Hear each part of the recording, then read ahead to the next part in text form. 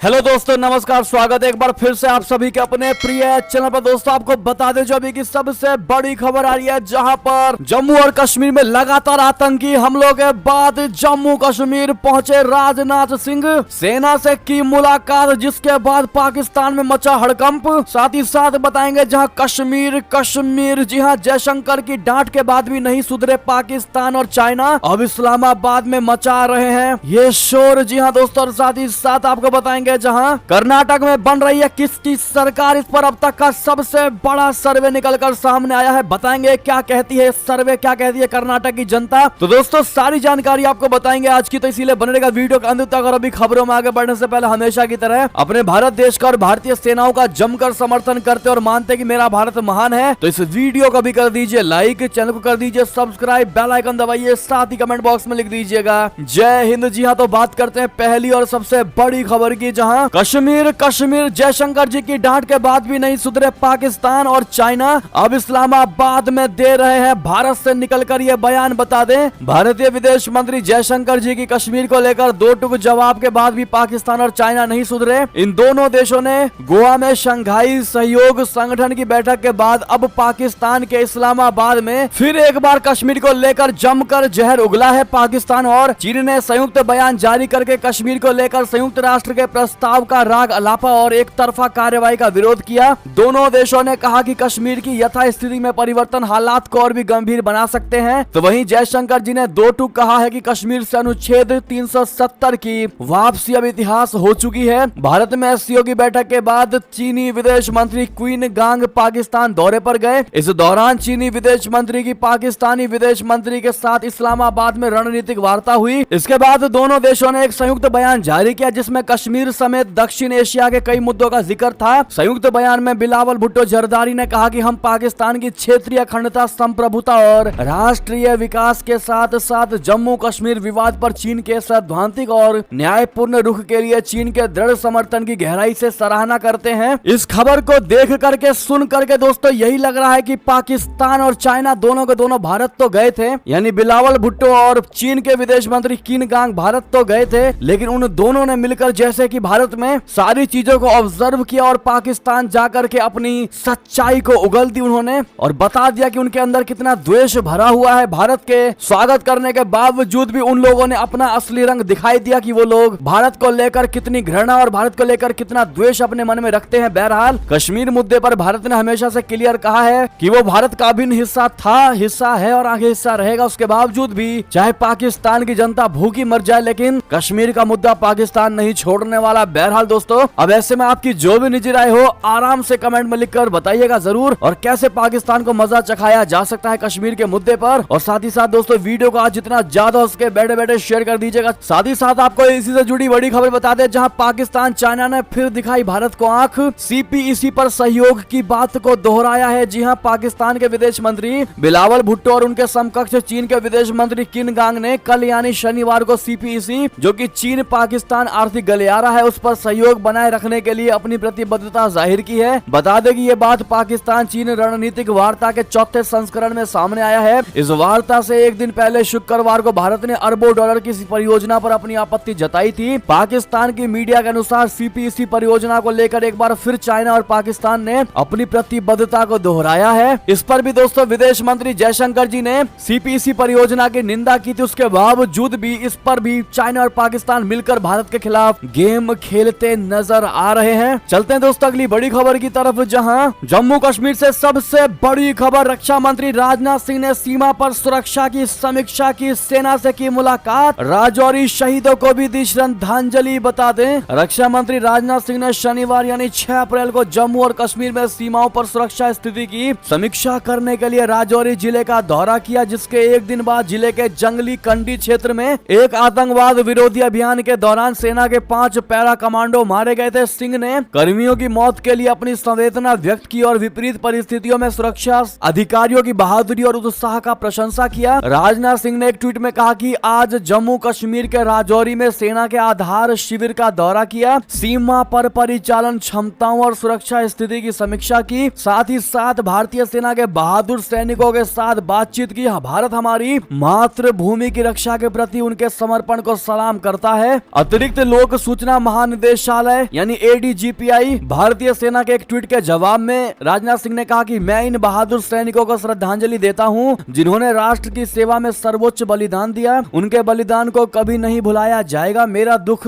कि इस घड़ी में संवेदनाएं शोक संतप्त परिवारों के साथ हैं। जी हाँ, बता दें रक्षा मंत्रालय ने एक आधिकारिक बयान में कहा कि राजनाथ सिंह सेना प्रमुख जनरल मनोज पांडे और जम्मू कश्मीर के उपराज्यपाल मनोज सिन्हा के साथ जम्मू में कुछ देर रुकने के बाद राजौरी पहुंचे। गौरतलब है कि मंत्री का दौरा इसलिए भी महत्वपूर्ण है क्योंकि अक्टूबर 2021 से अब तक राजौरी और पुंछ में 8 हमलों में आतंकवादियों ने 26 सैनिकों सहित 35 लोगों की जान ले ली है। एक दशक से भी अधिक समय पहले दोनों जिलों को आतंकवादी मुक्त घोषित किया गया था। बहरहाल अब ऐसे में देखना ये होगा कि राजनाथ सिंह ने जो सेना से मुलाकात की है दोस्तों और लगातार बड़े बड़े अधिकारियों के साथ में मीटिंग की, ऐसे में क्या भारत अब कोई बहुत बड़ा कदम उठाने जा रहा है? क्या इन सैनिकों के शहादत का बदला लेने के लिए भारत कोई बड़ा कदम उठाएगा? आपको क्या लगता है दोस्तों? अपनी राय अवश्य दीजिएगा। अगर आप भी मानते हैं कि अब वो वक्त आ चुका है कि आतंकवादियों को करारा जवाब दिया जा सके तो दोस्तों अपनी राय अवश्य दीजिएगा और वीडियो को लाइक करना मत भूलिएगा जिन्होंने अभी तक लाइक नहीं किया है। चलते हैं अगली खबर की तरफ, जहां सेना को डिजिटली मजबूत बनाने की चली मुहिम। सीमा पर चाइना और पाकिस्तान को मिलेगा अब करारा जवाब। बता दें सीमा पर चीन और पाकिस्तान को कड़ी टक्कर देने के इरादे से भारतीय सेना को डिजिटली मजबूत बनाने पर जोर दिया जा रहा है। इसके लिए इंटीग्रेटेड बैटल फील्ड सर्विलांस और इंटेलिजेंस सिस्टम पर काम किया जा रहा है। इसके तहत विभिन्न तरह के सेंसर्स, सैटेलाइट्स, ड्रोन और रडार पर काम किया जा रहा है। ये अत्याधुनिक तौर तरीके भारतीय सेना को भविष्य में और बेहतर बनाएंगे। जानकारी के मुताबिक इनमें से कई सिस्टम्स को दिसंबर 2025 के पहले भारतीय सेना का हिस्सा भी बना दिया जाएगा। इस पूरी कवायद का मकसद भारतीय सेना को और ज्यादा सक्षम बनाना है। टाइम्स ऑफ इंडिया के मुताबिक इस प्रोजेक्ट के आने से युद्ध क्षेत्र में फैसले लेने, सेना की तैनाती के साथ साथ सामान आदि पहुंचाने में भी काफी ज्यादा मदद मिलेगी। ऐसे में अपनी भारतीय सेनाओं के इन नए टेक्नोलॉजीज के लिए ऑल द बेस्ट जरूर कहिएगा ताकि इसका अच्छे से उपयोग होकर के दुश्मन देशों को भारत करारा जवाब दे सके। चलते हैं दोस्तों अगली खबर की तरफ, जहां पर क्या यूनाइटेड किंगडम छोड़ रहा कोहिनूर पर अपना दावा। राज तिलक समारोह में क्वीन कैमिला के ताज में नहीं हुआ ये बेशकीमती हीरा शामिल। जी हाँ, ब्रिटेन की महारानी कैमिला ने 6 मई को अपने पति महाराजा चार्ल्स तृतीय के साथ होने वाली अपनी ताजपोशी के लिए जिस ताज का चयन किया है उसमें औपनिवेशिक काल का विवादित वो कोहिनूर हीरा नहीं जड़ा है। बता दे भारत इस हीरे पर अपना दावा जताता रहा है जो कि सच भी है। ब्रिटिश शाही परिवार की ख्याति और शक्ति का प्रतीक कोहिनूर हीरे को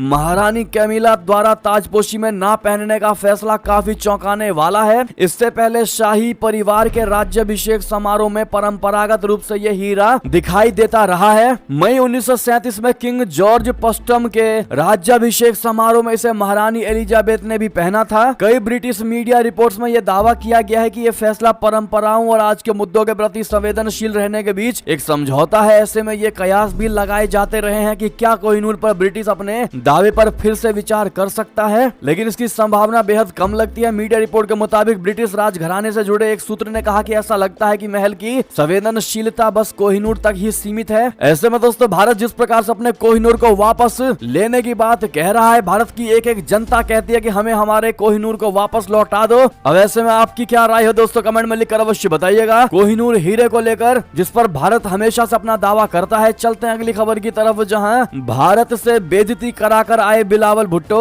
और अब ब्रिटेन में क्या कर रहे हैं शहबाज शरीफ। साथ ही साथ जयशंकर जी पर भी भड़के इमरान खान। जी हां, पूर्व प्रधानमंत्री और पाकिस्तानी तहरीक इंसाफ के अध्यक्ष इमरान खान ने शनिवार को देश के मौजूदा संकट के बीच विदेश यात्राओं को लेकर प्रधानमंत्री शहबाज शरीफ और विदेश मंत्री बिलावल भुट्टो जरदारी पर जमकर निशाना साधा। इमरान खान ने यहां तक कह दिया कि उनके देश को खाने के लाले पड़े हैं लेकिन नेता विदेशों में घूमने जा रहे हैं। बता दें कि पाकिस्तान के प्रधानमंत्री शहबाज शरीफ वर्तमान में किंग चार्ल्स III के राज्याभिषेक के लिए ब्रिटेन गए हैं, जबकि विदेश मंत्री बिलावल भुट्टो ने शंघाई सहयोग संगठन के विदेश मंत्रियों की परिषद में भाग लेने के लिए गुरुवार को भारत का दौरा किया था। सुप्रीम कोर्ट, संविधान और पाकिस्तान के मुख्य न्यायाधीश उमर अता बंदियाल के साथ समर्थन और एकजुटता दिखाने के लिए लाहौर में आयोजित एक रैली को अपने वाहन के अंदर से संबोधित करते हुए इमरान खान ने दोनों पर निशाना साधा। डॉन की रिपोर्ट के मुताबिक इमरान खान ने कहा कि दुनिया में पाकिस्तान की बेइज्जती हो रही है। बिलावल, जब भारत गया तो भारत के विदेश मंत्री का व्यवहार कैसा था, ये हम सब के लिए शर्म की बात है। हम आपसे सवाल पूछते हैं बिलावल, आप पूरी दुनिया में घूम रहे हैं लेकिन पहले ये बताइए कि जाने से पहले आप किसी से पूछते भी हैं कि आप देश का जो पैसा घूमने में खर्च कर रहे हैं इससे क्या फायदा होगा या नुकसान। इमरान ने सवाल किया कि भारतीय विदेश मंत्री ने जिस तरह की भाषा का इस्तेमाल किया उससे भारत यात्रा का क्या फायदा हुआ। बता दें कि विदेश मंत्री जयशंकर जी ने एससीओ बैठक में कहा था कि सीमा पार आतंकवाद सहित सभी रूपों में आतंकवाद को रोका जाना चाहिए। बिलावल की मौजूदगी में की गई विदेश मंत्री की टिप्पणी सीधे तौर पर पाकिस्तान के लिए थी।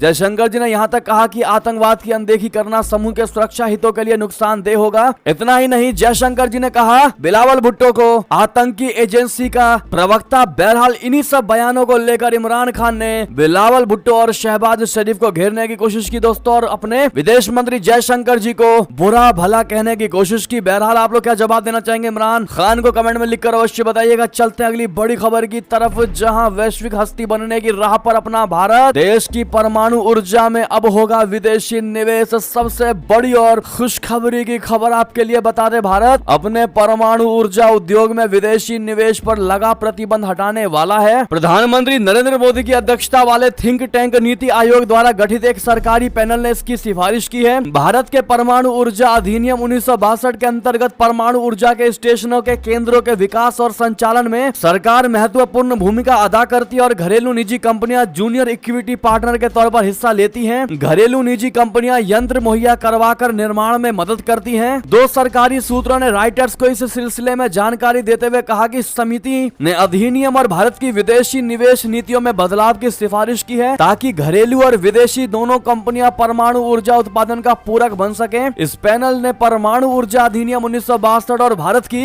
विदेश निवेश नीतियों में बदलाव करने का सुझाव दिया है। इससे घरेलू और विदेशी निजी कंपनियां परमाणु ऊर्जा उत्पादन में हिस्सा ले सकती है। यानी कि दोस्तों अपना भारत लगातार इन मंदी के दौर में भी आगे बढ़ रहा है, प्रोग्रेसिव इंडिया हो रहा है दोस्तों, और जल्द ही सुपर पावर बन जाएगा। चलते अगली खबर की तरफ, जहां मणिपुर में फंसे यूपी के 60 स्टूडेंट्स योगी सरकार से की अपील, कहा हमें बाहर निकालो। जी हां, मणिपुर हिंसा के बीच यूपी का करीब 60 छात्र छात्राएं फंसे हुए। एनआईटी इम्फाल में पढ़ते हैं बच्चे। वाराणसी और गोरखपुर समेत पूर्वी उत्तर प्रदेश के ये छात्र हैं। करीब 20 छात्राएं हैं। इस तनाव के बीच ये छात्राएं वहां फंस चुके हैं दोस्तों। उनको एक वक्त का खाना तक मिलना मुश्किल हो रहा है। ऐसे में यूपी की योगी सरकार से निकलने को इन लोगों ने गुहार लगाया है कि हमको हमारी योगी सरकार कृपया करके यहाँ से निकाले। कैंपस के बाहर लगातार गोलाबारी भी हो रही है। बहरहाल दोस्तों बात करते हैं अगली खबर की, जहां भारत बौद्ध धर्म के जरिए लोगों के संपर्क को मजबूत करने का इच्छुक। जी हां, तरणजीत सिंह संधू का सबसे बड़ा बयान बता दें। अमेरिका में भारत के राजदूत तरणजीत सिंह संधू ने बौद्ध धर्म को दुनिया के लिए भारत की सबसे बड़ी देन बताते हुए शुक्रवार को कहा कि नई दिल्ली इसके यानी बौद्ध धर्म के जरिए आपसी संबंधों को प्रगाढ़ करने का, प्रोफाउंड करने का इच्छुक है। तरणजीत सिंह संधू ने बुद्ध पूर्णिमा के अवसर पर आयोजित एक कार्यक्रम में ये बात कही। तरणजीत सिंह संधू ने कहा कि बौद्ध धर्म 2500 से अधिक वर्षों के इतिहास के साथ भारत की ओर से दुनिया के लिए सबसे बड़े उपहारों में से एक है। आज ये 100 से अधिक देशों में प्रचलित है। ये एक मजबूत एकीकृत कारक है। मैंने श्रीलंका में अपनी पिछली नियुक्तियों में देखा है कि हमारी साझा बौद्ध विरासत कितनी मजबूत है। उन्होंने कहा कि प्रधानमंत्री नरेंद्र मोदी के नेतृत्व में भारत सरकार बौद्ध धर्म के साझा धागे से बुने गए लोगों के बीच के संबंधों को प्रगाढ़ करने को लेकर उत्सुक है। इस कार्यक्रम में ग्रेटर वॉशिंगटन डीसी क्षेत्र के प्रख्यात बौद्ध भिक्षुकों ने भाग लिया। साथ ही साथ अगली खबर बता दें दोस्तों आपको, जहां यूक्रेन ने मार गिराई रशिया की सबसे ताकतवर मिसाइल। इसी को लेकर शेखी बघार रहे थे पुतिन। जी हां, रशिया के साथ जारी युद्ध के बीच यूक्रेन को बहुत बड़ी सफलता मिली है। इस सप्ताह राजधानी कीव पर हमले के दौरान पहली बार यूक्रेनी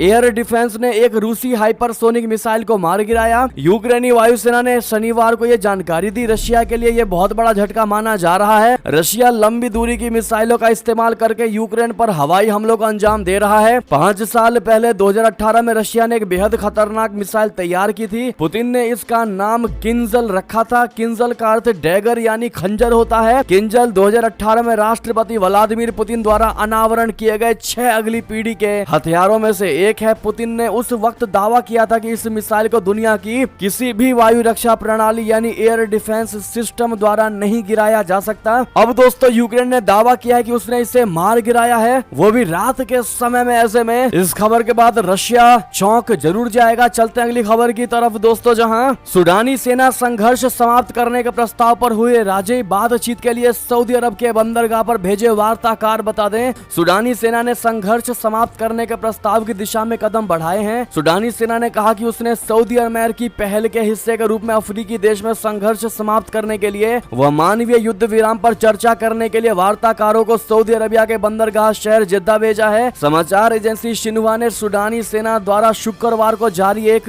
बयान का हवाला देते हुए बताया कि सऊदी अमेरिकी पहल के हिस्से के रूप में युद्ध विराम से संबंधित विवरणों पर चर्चा करने के लिए सूडानी सशस्त्र बलों का एक प्रतिनिधि मंडल जिद्दा के लिए रवाना हुआ। बयान में कहा गया है कि यह मौजूदा परिस्थितियों में हमारे नागरिकों के लिए मानवीय पहलुओं से निपटने के लिए उपयुक्त परिस्थितियां तैयार करता है। साथ ही साथ अगली खबर आपको बता दें, जहां आखिर भारत रशिया तेल डील में कहां फंसा हुआ है पेंच। पुतिन के खास लावरो ने बताया मॉस्को का क्या है दर्द। दरअसल भारत और रशिया के बीच तेल के व्यापार को लेकर विवाद गहराता जा रहा है। हाल ही में रशिया विदेश मंत्री सरगेई लावरो शंघाई सहयोग संगठन की बैठक में हिस्सा लेने भारत आए थे। इस दौरान उन्होंने भारत के साथ तेल व्यापार को लेकर निराशा जाहिर की। लावरो ने कहा कि रशिया ने भारतीय बैंकों में अरबों रुपए जमा किए हैं जिसका वो उपयोग नहीं कर सकता है। उन्होंने कहा कि हमें इन पैसों की आवश्यकता है, लेकिन इसके लिए इन रुपयों को दूसरी मुद्रा में ट्रांसफर किया जाना चाहिए और इस पर अभी चर्चा की जा रही है। लावरो ने शंघाई सहयोग संगठन की बैठक के मौके पर भारत के पश्चिमी राज्य गोवा में कहा कि हम भारतीय बैंकों में जमा पैसों का इस्तेमाल करना चाहते हैं। यह तब तक संभव नहीं है जब तक इसे दूसरी मुद्रा में बदला नहीं जाता। यही सबसे बड़ी समस्या है। उन्होंने भारत के साथ बढ़ते व्यापार घाटे का भी जिक्र किया। भारत पिछले साल रशिया के यूक्रेन पर आक्रमण के बाद से रूसी तेल का शीर्ष यानी टॉप खरीदार रहा है। रशिया से खरीदे गए कच्चे तेल को भारत में रिफाइन कर यूरोपीय देशों को निर्यात किया जा रहा है। ऐसे में मुद्रा में बदलने वाली जो दिक्कत है दोस्तों, वो सबसे बड़ी दिक्कत है जो भारत और रशिया के तेल डील में पेंच फंसा हुआ बैठा हुआ है। बात करते हैं अगली खबर की, जहां कंगाल पाकिस्तान को जून तक चुकाना होगा $3.5 अरब से भी ज्यादा का कर्ज। आखिर कहां से इतना पैसा लेकर आएगा शहबाज शरीफ? बता दे पाकिस्तान को इस साल 30 जून के अंत तक $3.5 अरब से भी ज्यादा का विदेशी कर्ज चुकाने की आवश्यकता है। अगर पाकिस्तान इस कर्ज को नहीं चुका पाया तो उसे डिफॉल्ट घोषित कर दिया जाएगा। जी हां दोस्तों, ऐसे में पाकिस्तान मित्र देशों और बहुपक्षीय ऋण देने वाली एजेंसियों से मदद की गुहार लगा रही है। इसके बावजूद पाकिस्तान को आवश्यकता के मुताबिक रकम नहीं मिल पा रही है। इस बीच विशेषज्ञों का अनुमान है कि पाकिस्तान का अगला वित्तीय वर्ष भी डॉलर की किल्लत के साथ शुरू होने वाला है। पाकिस्तान इन दिनों अंतर्राष्ट्रीय मुद्रा कोष के साथ $1.1 बिलियन के कर्मचारी स्तरीय समझौते के लिए एड़ी चोटी का जोर लगा रहा है। साथ ही साथ एक और खबर बता दे, जहां उपराष्ट्रपति ने लंदन में कहा कि 24 घंटे 7 दिन का एम्बेसडर बनकर भारत के खिलाफ झूठे नैरेटिव विरोध करें भारतीय प्रवासी। जी हां, हर हिंदुस्तानी को बनना होगा भारत का राजदूत। लंदन में उपराष्ट्रपति जगदीप धनखड़ ने कहा हमारा कोई सानी नहीं है। जी हां, उपराष्ट्रपति जगदीप धनखड़ ने लंदन में शुक्रवार को कहा कि भारत को अपने 3 करोड़ 20 लाख विश्वव्यापी प्रवासियों पर गर्व है। उन्होंने कहा कि प्रवासियों को अपने राजदूतों के रूप में राष्ट्र के बारे में निराधार बयानों का विरोध करना जारी रखना चाहिए। उपराष्ट्रपति ने लोगों से कहा कि आप में से प्रत्येक को भारत का 24 घंटे 7 दिन का राजदूत बनना होगा। भारत अब विश्व के लिए विनिर्माण गतिविधि का केंद्र है, इसीलिए मैं आप सभी से अनुरोध करूंगा कि देश के विकास में योगदान दें, इसकी प्रतिष्ठा में वृद्धि करें और ये सुनिश्चित करें कि सार्वजनिक क्षेत्र में गलत निराधार बयान को तरजीह न मिले। बता दें कि उपराष्ट्रपति लंदन में वेस्टमिंस्टर एब्बे में महाराजा चार्ल्स तृतीय के राज्याभिषेक में भाग लेने 2 दिवसीय यात्रा पर ब्रिटेन गए हुए हैं। साथ ही साथ अगली खबर आपको बता दे दोस्तों, जहां मेरी दादी और पिता को मारा आतंकवाद का क्या होता है प्रधानमंत्री से बेहतर मैं समझता हूं, बेलगावी में बोले राहुल गांधी। आपको बता दें, कांग्रेस के पूर्व अध्यक्ष राहुल गांधी ने आतंकवाद के मसले पर प्रधानमंत्री नरेंद्र मोदी के हमले पर पलटवार किया। राहुल गांधी ने कहा कि आतंकवादियों ने उनकी दादी इंदिरा गांधी और पिता राजीव गांधी की हत्या की थी, ऐसे में वो आतंकवाद को प्रधानमंत्री मोदी से बेहतर समझते हैं। उन्होंने बेलगावी में चुनावी सभा में ये भी कहा कि प्रधानमंत्री को बहाने बनाने के बजाय कर्नाटक के युवाओं को ये बताना चाहिए कि उन्होंने पिछले 3 वर्षों में प्रदेश में 40% कमीशन के खिलाफ क्या किया। राहुल गांधी ने कहा कि प्रधानमंत्री आतंकवाद की बात करते हैं, उनसे बेहतर मैं आतंकवाद को समझता हूं। मेरे परिवार के लोगों को आतंकवादियों ने मारा है, मेरी दादी को मारा है, मेरे पिता को मारा है। आतंकवाद क्या होता है, क्या करता है, इस बात को प्रधानमंत्री से बेहतर मैं समझता हूं। बता दें कि प्रधानमंत्री नरेंद्र मोदी जी ने शुक्रवार को कर्नाटक विधानसभा चुनाव में फिल्म द केरल स्टोरी को लेकर पर जारी विवाद का उल्लेख करते हुए कांग्रेस पर निशाना साधा। पीएम मोदी ने आरोप लगाया था कि वो समाज को तहस नहस करने वाली आतंकी प्रवृत्ति के साथ खड़ी नजर आ रही है। बहरहाल दोस्तों, ये बात विवाद का खबर था। ऐसे में राहुल गांधी के इस बयान को लेकर आपकी क्या राय होने वाली है दोस्तों? जो प्रधानमंत्री नरेंद्र मोदी जी से कह रहे हैं कि हम आपसे ज्यादा आतंकवाद क्या होता है ये समझते हैं। ऐसे में आपकी राय, आपका जवाब तो बनता ही है दोस्तों। साथ ही साथ अगली खबर आपको बता दें, जहां कर्नाटक में किसकी बन रही सरकार, कांग्रेस बीजेपी में कितना फासला। ओपिनियन पोल में सबसे बड़ा खुलासा बता दे, कर्नाटक में विधानसभा चुनाव के मतदान में ज्यादा समय नहीं बचा है। राज्य में एक चरण में 10 मई को वोटिंग होगी और 13 मई को परिणाम घोषित किए जाएंगे। सत्तारूढ़ बीजेपी ने राज्य में वापसी के लिए पूरी ताकत झोंक दी है। पीएम मोदी, केंद्रीय गृह मंत्री अमित शाह समेत पार्टी के कई दिग्गज नेता कर्नाटक में ताबड़तोड़ रैलियां कर रहे हैं। कांग्रेस भी सत्ता पर काबिज होने के लिए पूरा दमखम लगा रही है। ऐसे में कर्नाटक में कांग्रेस को मौका मिलेगा या बीजेपी सत्ता में बरकरार रहेगी या फिर जेडीएस की लॉटरी निकलेगी, ये तो नतीजों के दिन ही पता चल पाएगा। हालांकि इस बीच लोगों के मन में क्या है ये जानने के लिए एबीपी न्यूज के लिए सी वोटर ने ओपिनियन पोल सर्वे किया। इस पोल के नतीजे बेहद चौंकाने वाले रहे हैं। आपको बता दें कि सर्वे में क्या सवाल पूछे गए और उनका जनता ने क्या जवाब दिया। सवाल पूछा गया कि राज्य सरकार का कामकाज कैसा है, तो 29% लोगों ने कहा बहुत अच्छा, 21% लोगों ने कहा औसत, 50% लोगों ने खराब बताया। दूसरा सवाल पूछा गया कि पीएम मोदी का कामकाज कैसा है, तो 48% लोगों ने कहा सबसे बेहतर, 19% लोगों ने कहा एवरेज, 33% लोगों ने बताया खराब। जी हाँ। तीसरा सवाल, सीएम की पसंद कौन है, तो 31% लोगों ने बम्बई को बताया, 42% लोगों ने सिद्धरमैया को बताया, 21% ने कुमारा स्वामी को, 3% ने डीके शिव कुमार को और 3% ने